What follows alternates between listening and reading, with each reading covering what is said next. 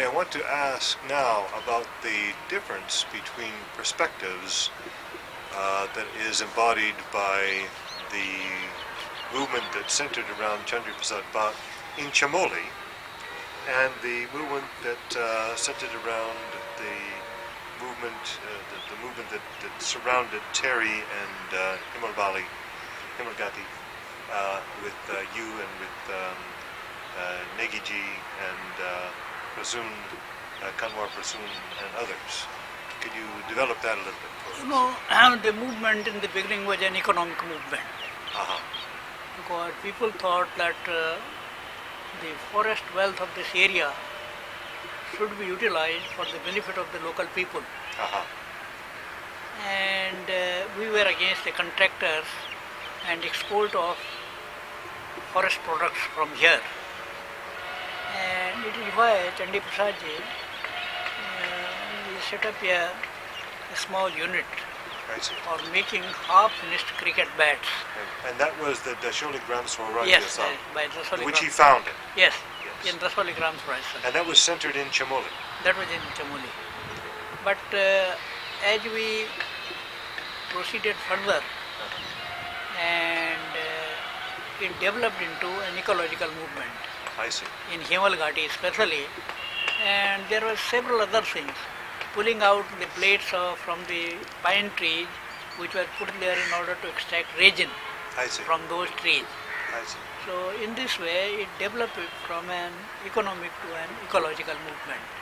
I see. So it took some years. People tied sacred thread around the trees. I see. The women.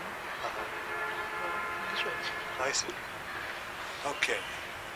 And so, basically, the distinction between the two ideas is one that basically favors employment in the hills, and the other is a more ecological vision that has global dimensions. Yes, yes.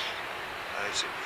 And I presume that not only is the issue involved with the local economy and the destruction of forests, but the implications of the destruction of forests in terms of what it does to water sources. Yes. And the shortage of water. It's my understanding that one of the great problems that is going to occur in India and the world in the next 100 years is going to be water shortage. Yes. So would you say that the issue of water was also a critical issue for the movement that you were associated with? Yes. You know, we were thinking about the long-term effects of deforestation. It will create soil erosion, it will create landslides, it will create water scarcity.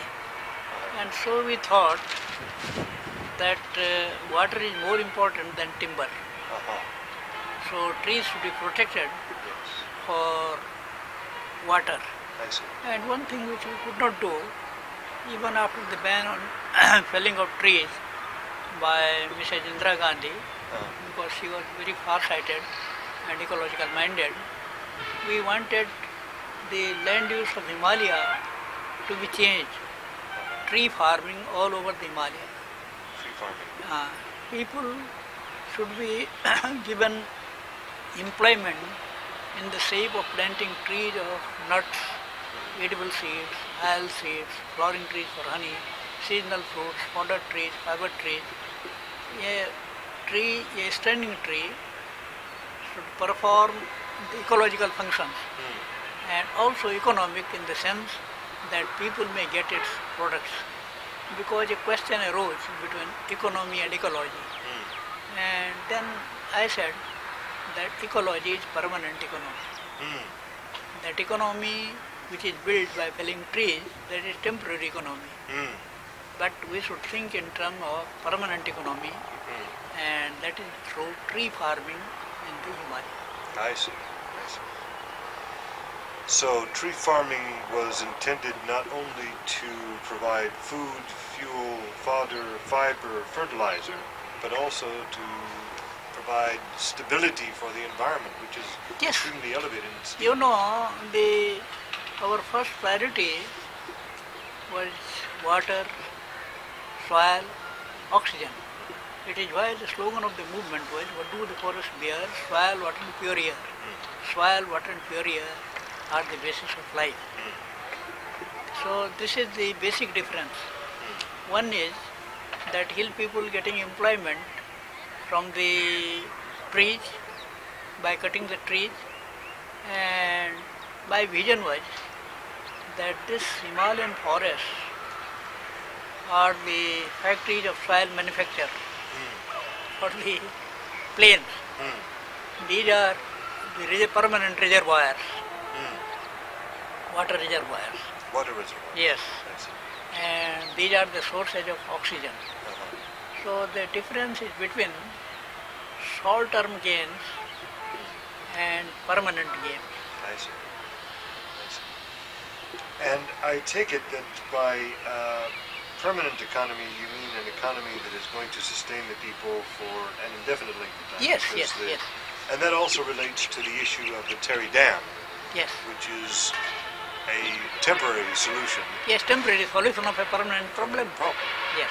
So And then again it is disastrous in the sense that Himalayan forests produce fertile soil, and this soil was taken down to the plains, and plains would get new fertile soil every year.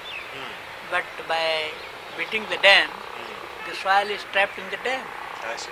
and the plains have been devoid of the soil. I see.